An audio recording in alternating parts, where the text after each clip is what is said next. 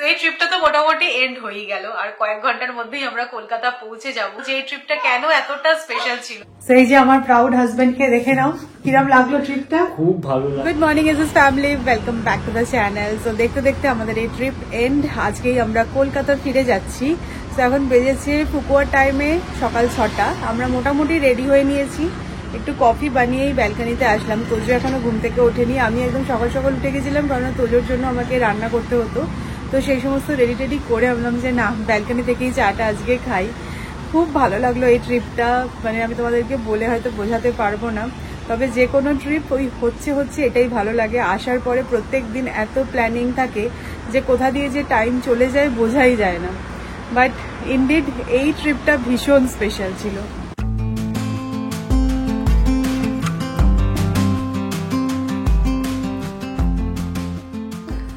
উঠে পড়ো বাবা, আমরা আজকে ফিরে যাবো না, আমাদের বেরু হয়ে গেল। চলো বাড়ি গিয়ে পড়তে বসতে হবে। না, এখন এক সপ্তাহ ছুটি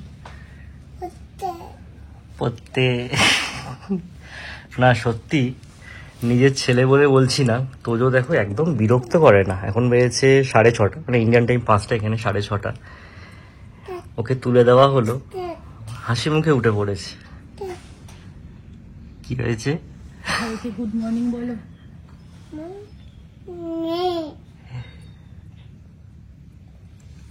বাবা আমরা এখন ওই আবার টাটা যাবো। হ্যাঁ, আবার ওই মালয়েশিয়া যাব, মালয়েশিয়া আবার মালয়েশিয়া যাবো। সত্যি এই কটা দিন এত হুশ করে কেটে গেল। সৌমি যেটা বলছিল, মানে এই ছোট্ট আইল্যান্ডে এত রকমের অ্যাক্টিভিটি আছে করার, যে 5 দিন তো ছাড়া 7 দিনে কম পড়ে যায়। হ্যাঁ সত্যি, আমরা আসার সময় ভেবেছিলাম ঠিক আছে হাতে তো অনেকদিন সময় আছে, একদিন গোটা বিচে বসে রিল্যাক্স করবো। বাট হ্যাঁ, যে কোনো স্পটে আসলে সেখানকার যে স্পেশাল জিনিসগুলো আছে সেগুলো দেখতে দেখতেই টাইম চলে যায়। আমাদের ফুকুয়া ট্রিপ ভালো লেগেছে তাহলে? ফুকুয়া খুব ভালো লেগেছে। লাস্ট কফি, আর ওদের ওয়েদারটাও সাথ দিয়েছে, দারুণ ভাবে ও সাথ দিয়েছে। সত্যি কথা বলতে সেপ্টেম্বরের ফার্স্টে আমরা এসেছি, একটু ডাইসি ছিল যে বৃষ্টি হবে কিনা, বাট বৃষ্টি তো হয়নি। কিন্তু একদম ব্লু স্কাই ছিল বেশিরভাগ সময়। দারুণ এনজয় করেছি আমরা।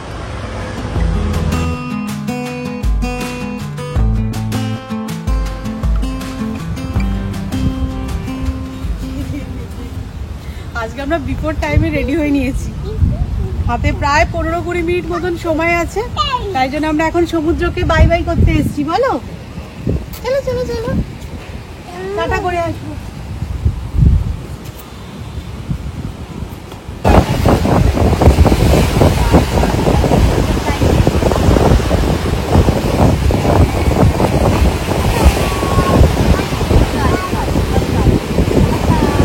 কাল তুই কোত্থেকে দেখবি সমুদ্র?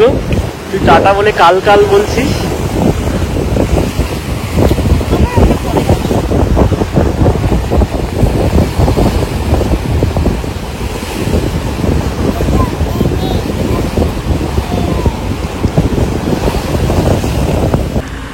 আমাদের রিসর্ট থেকে এই ফ্রি শাটলটা আছে, যেটা আমাদেরকে এয়ারপোর্টে পৌঁছে দেবে। আর খুব ভালো সার্ভিস, সমস্ত লাগেজও আমাদের এসে গেছে। 7টায় ছাড়বে বলেছে। আমাদের 9:40 flight air Asia two Kuala Lumpur. তো 7টায় বেরোলে এনাফ, এখান থেকে 20 মিনিট লাগবে।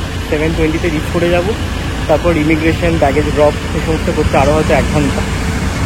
আর নিজেরা গ্র্যাব বুক করিনি, ভাবলাম যে এখানে একটু সেভিংস করা যাক।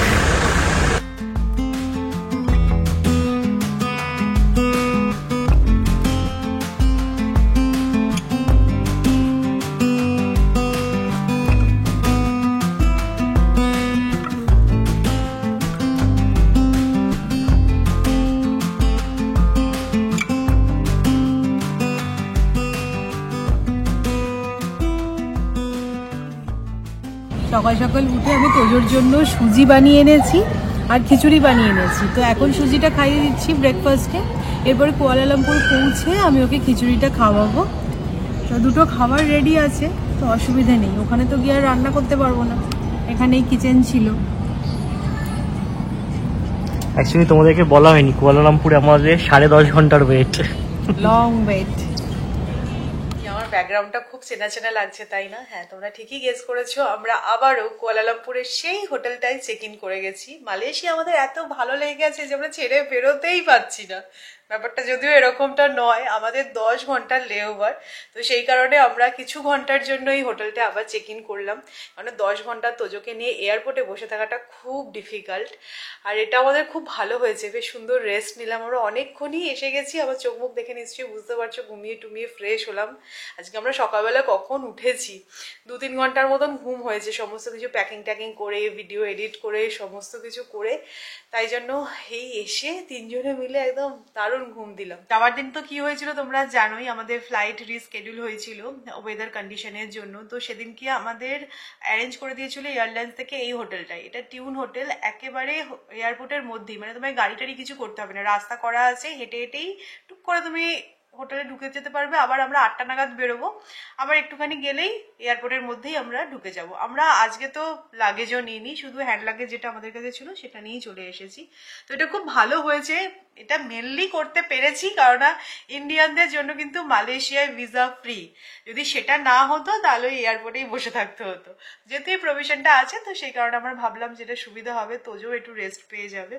এখনো এখানে দেখো বেশ ভালো আলো আছে, 6টা বেজে গেছে। তো এই ট্রিপটা তো মোটামুটি এন্ড হয়ে গেল, আর কয়েক ঘন্টার মধ্যেই আমরা কলকাতা পৌঁছে যাব। আর তোমাদেরকে শুরুতেই বলেছিলাম যে এই ট্রিপটার এন্ডে তোমাদেরকে বলবো যে এই ট্রিপটা কেন এতটা স্পেশাল ছিল।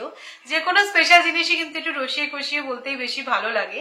সো আমার ফ্যামিলির কাছে এই ট্রিপটা একটা লেজার ট্রিপ ছিল, বাট আমার কাছে ছিল এটা একটা ডিউটি ট্রিপ।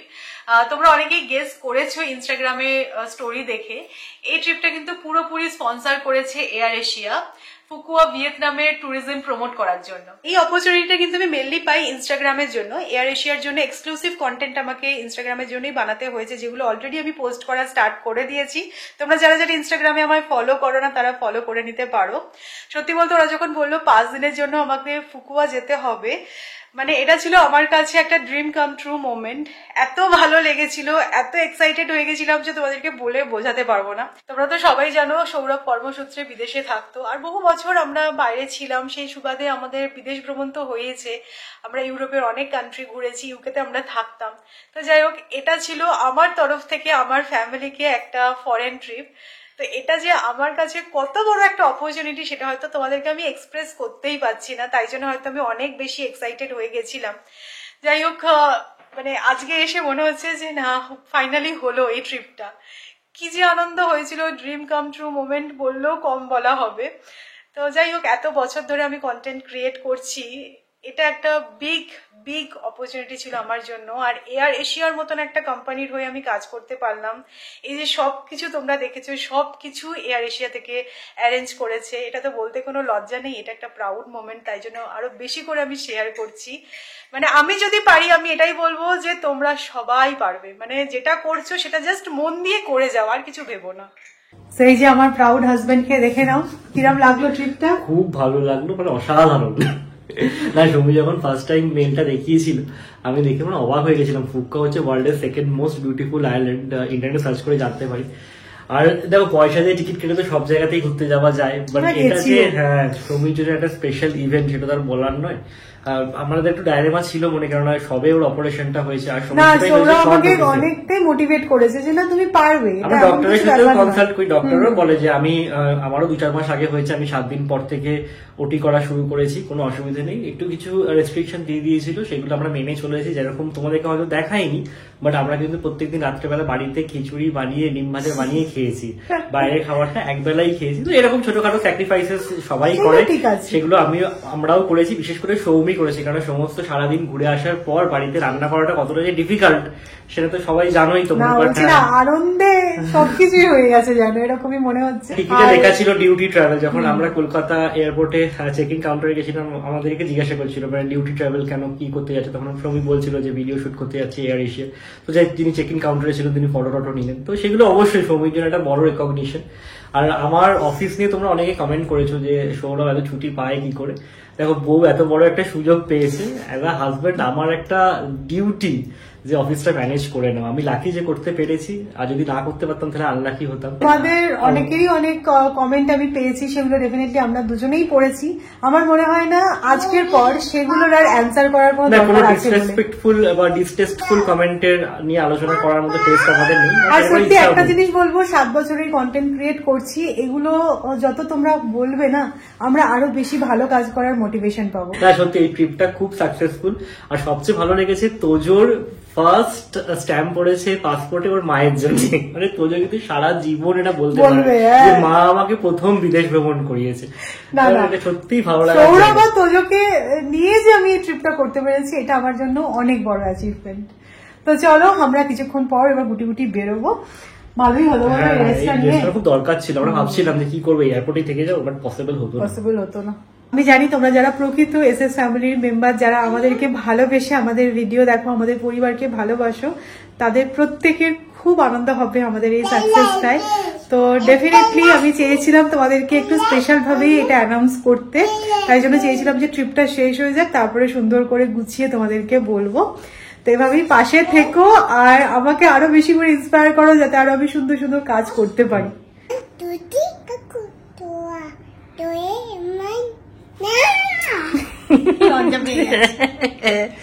চাই তার লাল ফিতে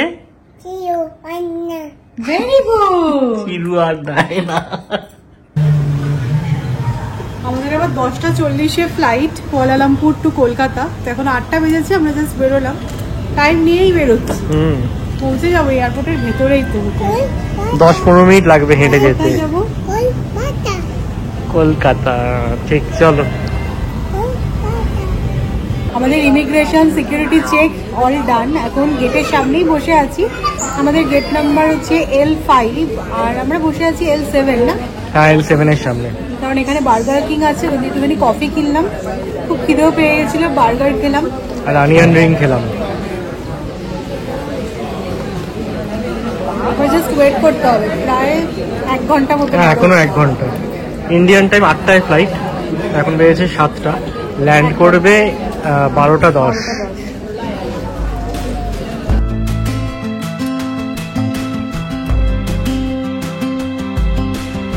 গুড মর্নিং। সব ঘুরে বেরিয়ে আবার কলকাতা থেকে ব্লগটাকে কন্টিনিউ করছি। কালকে আর আমি কিছুই করতে পারিনি ভিডিও, কারণ আমরা বাড়ি ফিরেছি রাত তখন 1:30 বেজে গেছে। তখন আর কিছুই ইচ্ছা করছিল না, তাড়াতাড়ি করে ফ্রেশ হয়ে ঘুমিয়ে গেছিলাম। তাও আমাদের শুতে শুতে 3:30 বেজে গেছে। তোজোকে তাড়াতাড়ি করে খাইয়ে একটু ঘুম পাড়িয়ে দিয়েছিলাম। ভাবলাম যে আজকে একটু লেট করে ঘুম থেকে উঠবো। ও বাবা, সে আর হলো গই। এখন জানো তো মনে হচ্ছে চোখ আমার টানছে। ঘুম থেকে উঠে গেলেন তিনি সকাল 6:30টার সময়। তো ঘুম পাড়ানোর চেষ্টা করলাম, বাট কিছুতেই সে ঘুমালো না। কারণ তোজো কি করেছে, ফ্লাইটে তো পুরো ঘুমিয়েছে, আর কালকে রাত্রিবেলা ফিরে সাথে সাথে আগে ওকে রেডি করে ঘুম পাড়িয়ে দিয়েছি। তো সেই কারণে ওর ঘুমটা ঠিকঠাকই হয়ে গেছে। তো যাই হোক, আমাদের আর ঘুমটুম হলো না, ঘুম থেকে উঠে গেছি। আর আজকে যেন আমি রিয়েলাইজ করছি যে আমি কতটা পরিমাণে ট্যান হয়ে গেছি। আমরা বিচে এত মজা করেছি যে বলার নয়। মানে তখন সামনে পুজো, ট্যান হয়ে যাব, একটুখানি সানস্ক্রিন তো অ্যাপ্লাই করেছিলাম, বাট যাই বলার কেন বিচে গেলে না মানে সানস্ক্রিন মানে কিছুই হয় না লাভ। আমার তো তাই মনে হয়, আমি এমনিতেও খুব তাড়াতাড়ি ট্যান হয়ে যাই। তো যাই হোক, দেখি একটু আরবান কোম্পানি থেকে ফেসিয়াল করাতে হবে মনে হচ্ছে। সামনে পুজো এবার আমার মাথায় এসেছে, এই মা পুজোর সময় সাজুগুজু করবো, এরকম পুরো ভূত হয়ে গেছি যেন মনে হচ্ছে। হাত পাতগুলো দেখলে তো আরো বুঝতে পারবে, মানে পুরো কালো হয়ে গেছি। একটু সময় লাগবে, মানে 1 দিন 10 সময় লাগবে, যদিও এখনো পুজো একটু সময় আছে, ঠিক হয়ে যাবো বলেই মনে হচ্ছে। আজকে আমার অনেক কাজ আছে, সেগুলো সারতে হবে। আমরা ভিয়েতনামে ছিলাম, মাকে ফোন করতাম, মা বলতো যে কলকাতায় নাকি নিম্নচাপ হয়েছে, খুব বৃষ্টি হচ্ছে। বাট আমরা আসার পরে দেখলাম বেশ ভালো গরম। আজকে তো রোদের তেজটা সাংঘাতিক। আবার মনে হচ্ছে কোনোটা নিম্নচাপ আসবেই, বাট পুজোর আগে এই নিম্নচাপের ঘটনাটা মিটে গেলেই ভালো। আজকে মাকে বলেই রেখেছিলাম যে একদম সিম্পল রান্না করতে। তো এটা হচ্ছে গিয়ে পেঁয়াজ রসুন দিয়ে কলমি শাক ভাজা, আর তার সাথে আছে কাতলা মাছের আলু দিয়ে ডালনা। Simple menu. আমার জানো তো খাবার থেকেও মনে হচ্ছে আমি কতক্ষণে গিয়ে একটু ঘুমাবো। সিরিয়াসলি চোখটা পুরো টানছে, ভালো লাগছে না। আর আমি স্নান করেছি, একদম মাথায় শ্যাম্পু ট্যাম্পু দিয়েছি, মাথায় জল পড়েছে, আরো বেশি করে ঘুম পাচ্ছি। কলমি শাক ভাজাটা সামনের পাতে খেতে খুব ভালো লাগে। পুনেতে আমরা মিস করি, কলমি শাকটা পাই না বড় একটা। বর্ষাকালে কলমি শাকটা খুব ভালো পাওয়া যাচ্ছে না। পরিষ্কার একদম। তো আমাদের এই জাস্ট লাঞ্চ কমপ্লিট হলো, এবার একটু রেস্ট নেবো, আর পারছি না। আর আজকে সেই গরম পড়েছে, বাপ রে বাপ। মেঘ করে যাচ্ছে, মনে হচ্ছে বৃষ্টি হবে বোধহয়, তারপর দেখছি আবার মেঘ কেটেও যাচ্ছে। বাট আমি চাই পুজোতে যেন এরকমই ওয়েদার থাকে, বৃষ্টি হলে সব কিছু ম্যাচাকার। তো অবশ্যই জানিও এই সিরিজটা তোমাদের কীরকম লাগলো, ঘুরতে যাওয়ার সবটাই তোমাদের সাথে শেয়ার করেছি, আশা করব তোমাদেরও খুব ভালো লেগেছে। আর আমার চ্যানেলটা যারা এখনও অবধি সাবস্ক্রাইব করোনি তারা অবশ্যই করে সাবস্ক্রাইব করে নাও, ভিডিওগুলোকে শেয়ার আর লাইক করতে ভুলো না। তো ইন্টারেস্টিং ব্লগে আবারও তোমাদের সাথে আমার দেখা হবে, ততক্ষণের জন্য টাটা।